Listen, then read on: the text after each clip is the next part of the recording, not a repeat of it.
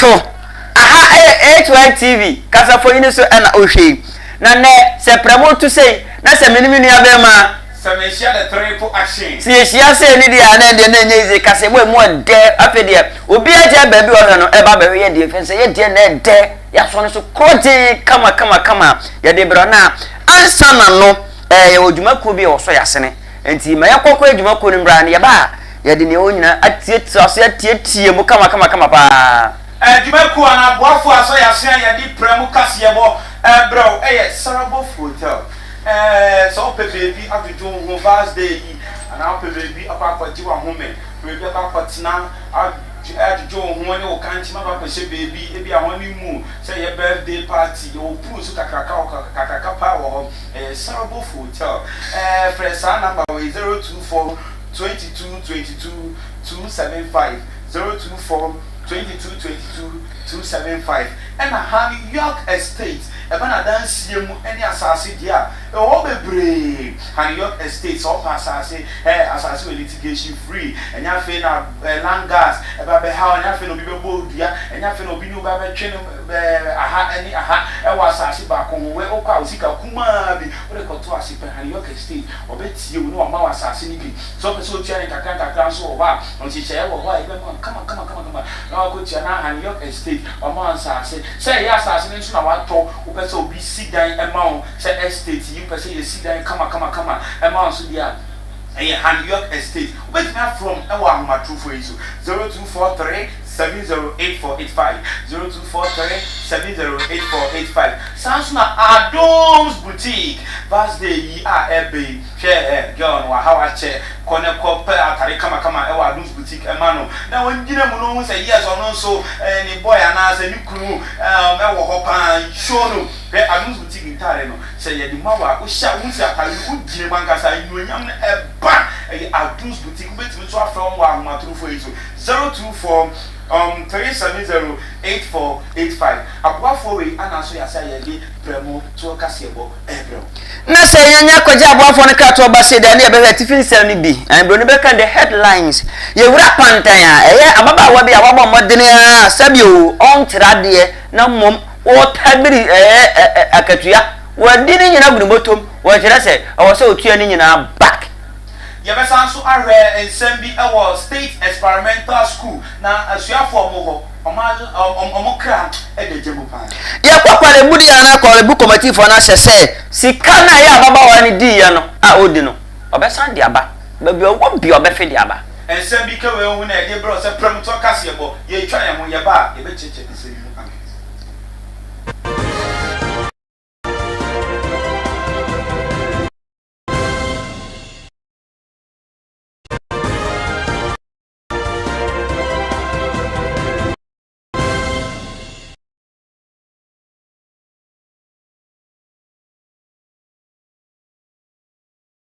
no dia na ne ye ko akopie pantan ye ma me bia fa ne afianya ko anaja on kira dio ana wasa se wodi apansi kada bia abosomi akatia ba na kabo na waje na wadi na bia ba na katia na ba kabo na waje na wadi no ne twa na spelede e ba ne se na me afede akwantiefo yi de atoja se ba bia wadi sika na koduru bia no e wo so bebetu ya da bia ha ne anu ne se na me enti abam ye betima ahwe so obi medi sika da bia na odi sika na oje akatua na odi akatua na odi na odi hwe ne yire ne ma ana ni kunu ne ma wa busuam na mo di twomo anum sabi ye ho akire ya ye pa aduane bia dia ye kasi ye de ye nya bi dia enye se wo betina ba bi na wo twa anum abra wo nya adwuma de lalai kwantire fosi yankwe na yankwankwo gi sika ne nyina ya tabire no so amfa ma pe ye betabire de na court yankwe de si. She has received an earned salary of 59,000, which means I'm getting to 70,000. So now, madam, you have to contact the director of Interpol, provide the necessary information about her. I'm sure you know where she's living now, so that they can track her.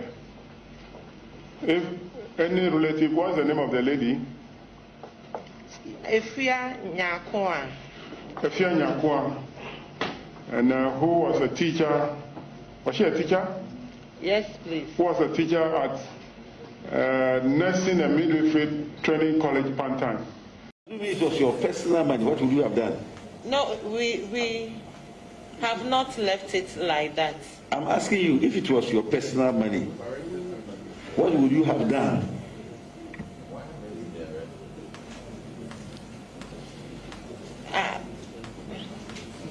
I will use all means necessary. So because it's not your personal money, that's why you don't use it. But you should know that as the head of the institution is for you. If it goes on well, during that period, they will mention you, the madam, for 5 years, 6 years, madam, if this money was yours, you have taken some action. Oh. We have evidence of correspondence with her at a point in time that she was even very abusive to me as a person because I was trying to ask her to pay money that she has not earned. There are evidences of all those correspondence.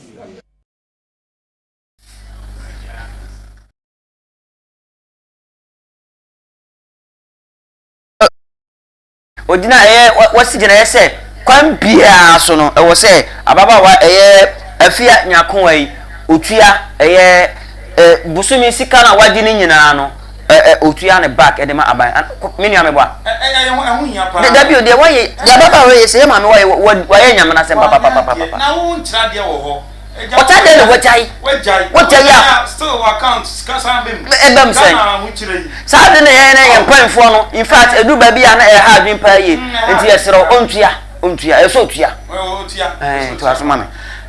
me das na yanko enyuma na ye ko state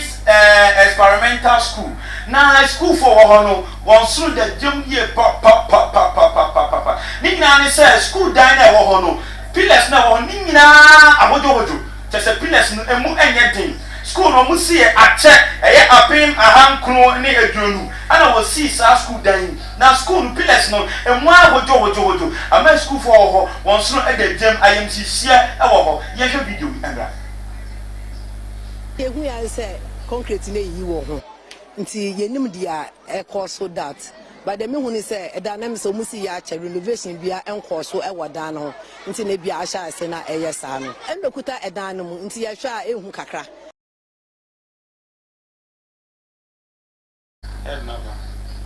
tense ebe bobo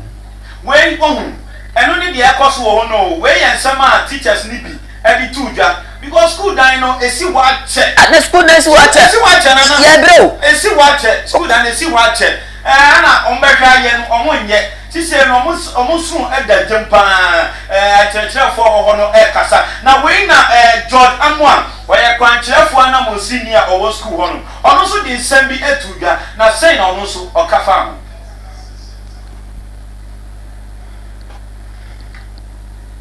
Looking at this place, normally we do cleaning once every month where children mop their classrooms. So in the case of doing it, you see that the water will be soaking down to this classroom. There's a danger. We've not seen it yet, but a time is coming. If measures are not taken, it's going to be a problem.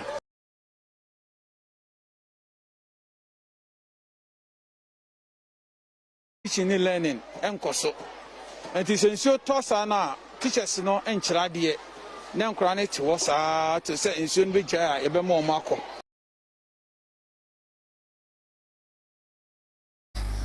Ora George Amwa oye kwankyerefo ana mo sini e was state experimental school. Ono so na o kire senior school no etie any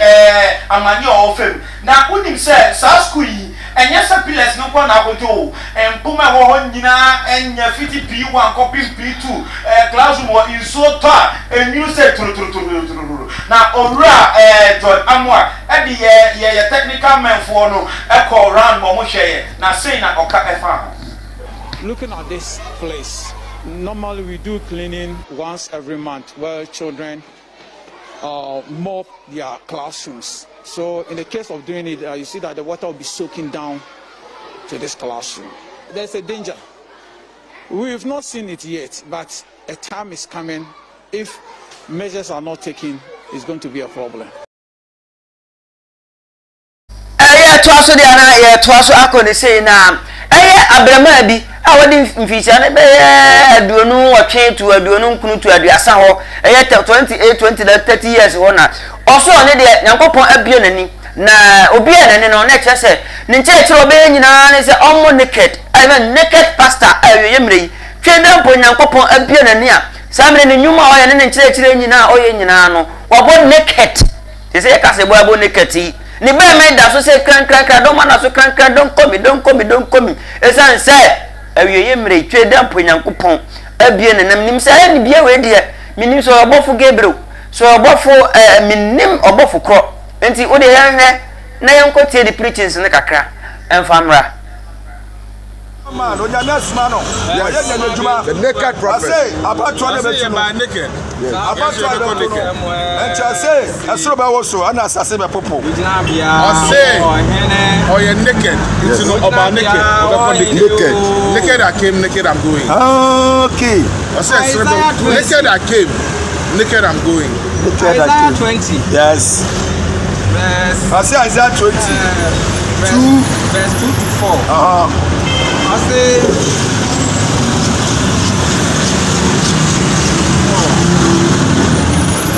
naked I came, naked I'm going. He said we should be sure that something is about to happen. To fall. I'm recording. Yes, the naked prophet is here. Listen to him. He says, naked I came, naked I'll go. Yes. Isaiah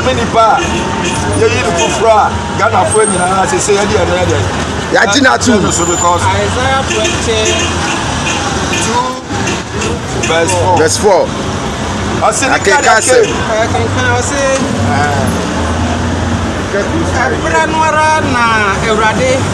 Anam emos ba Isaiah kan say kono koyi ayituma no efri wasene mu na sane wo mpaboa efri onan ase yes na oyo osa de adeja ene anamonhunu enante na Ewurade e kan say sebie makua Isaiah enam adeja ene anamonhunu muyi na waye ensenkyerene ne amamade emfinhia miensa misiri ne Ethiopia hoyi onyele Sara na prophet ya hene ebeka Misremu enomu ene Ethiopia tuprofo emrantie ene empanyi akro na it's a new prophet wanante adeja ne anamonhunu Ayasemo awie mrei o say Isaiah 20 chapter 2 verse 4 no in fact e dey na wiase ikoi kwabrane pa be man da so say na be on board am dey na ni pa ka me dey me o ka nyamesem na nyamesem he na ya twere o say ni nyina so nyina ne say bible ne say ye ba kwa adagam ne bae nti adagam ne be san den akọ na ya wan kase ye nyina adagam ne preach bible kasa no nana me tro bibi say one fanya san to no mabe mu as one do bible mun sem su kwa ubedi bone pa baby a bible ko twere say yemfa no fie kronkron chacha say Romans chapter 6 verse 6 to 7 no o say yemfa no fie kronkron chacha ba ko ye bible no ma yes 16 me da say so akorete me me dey have so me kwa me tie kire that friend me kwa so me tie kire me nya say wi ana me kwa so foforo oh ndi say one tie na one kan ni ya e be kwa ko say nka e de wo ye no unim so woni mama na e den abro so enti me sere wo say bibi ne ya na say uti asem na wakinkan ni ye ne wahwe mu ye esan say wi asem ba e kono in fact are ho pa nana asem o Jeff when you have for yes streaming live on Facebook HYTVDH ukwana like page no we share na do comment at wama kama na ya kan ama YouTube nso HYTVDH ukwana subscribe page no na like nso ama na do ni disem no at one ya kan ma na ya to akase bo so na woni bi say LGBTQ WSYZ VMP ni nyina be ya ye kasa e Parliament House a ye ko won bebrebe a Ghana for adani twapi adan ko fo anu a wo twa kasa bebre na kasa se enye no ihyiamdie bi akoso na Center for Development Center for Democratic Development CDDD Ghana omo de ensem bi atudwa na omo hyiamu no omo kan se bebre afa LGBTQWVSYZ eno asanu ano omo de ensem bi atudwa na yenkotie ne yekware ensem a ekoso wo hyiamudie mu ba affect directly yantimanya yi ana indirectly na indirectly no say nipa bebre a ewa amonani a ye kom honum ekope busia ana sika no omun gintum say nia ye no eye enti say kotia sa no so no yen relations say yen diplomatic relations any sa western partners no emu be say na say yen economy no say ye hia sika bi ana mboaye bi no yentimi nya no dodo a e wo say ye nya wo hwen so a yen so na ye say ye tourism ye penkrofo a ombeba Ghana ombeba be hwe ye mayam na o ma tonye niema a ombesi businesses e wo hanom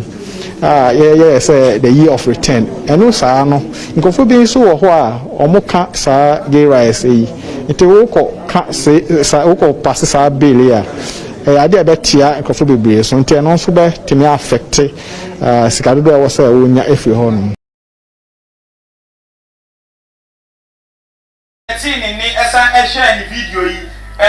friend of Bernard Anaba or your policy analyst ISODEC ono no di nsem etuja na osanso e di efutuo e ma Ghana aban se aban enhwe ye pa na aban dibel we etumpe na se bill ni ye pass ya e di susanso body pan e be ball man na ye ko tie ni enhwe ni osan e kan se omon hwe se a bill no be affect ye ana e affect ye se mfaso aye benya afimu ana ade betimi adi atia yen say ye kano ekwakofa yesa ema yen relation say I Ghana for say omo gitum say yen krofo a ye panipa ne saa no eno no yesa din na ye wo atimi bo aye e wo amane no eno betima say na say a ebe ha oman no so in kwan bebre so brama kwan na yede kasebo yede bra ewo ye prompture no ha ane yede ni nyina besi na sa TPTQ2 that ya semo ya boni kese papa ya semo ya boni kese enye because ya gituma ebe haye pa what's a Bible cassette ya enu bi na Sodom ni Gomorrah what's it Gomorrah na nanye Gomorrah na se bi na nyam na mtetire na nanye Gomorrah na menu akasa ma chiro bro dabi se wo ka kire mi se din no me na metuta sa kro ni din enye wo na atu ye ba pronunciation Gomorrah nandi la ne de Gomorrah enye Gomorrah sa na meka na wo pa ye den sa na meka enye nya ne mbuase e brofo nyam na me kire enye se wo na enye me na me ye dictionary ntiti ase enye wo na ye dictionary eti ana ede kasebo ni nyina besi midinde na natri mo da mini abema seven share the triple action ye dia sena kese apa abema benito ono ene wo MCR ho tintintin ye fide ni nyina funu makama wa dress na wa chimuti nke ye nyoba nso be ma ni sem se dindindinde nya soft impo ana ede asena kese obama Abos boutique omo na so above hotel amboy na omom pushie na no obo 20 Livingstone manager de atia na manager Mr. Emmanuel oni de o kan ya on cha manager na museum me bro for ne free ni ho so no ne bro me anu nyina kwansan ba me ye chen no o ye chen no me ye chen no e be bisa no ye be se sia ebra ese yakra mo bye bye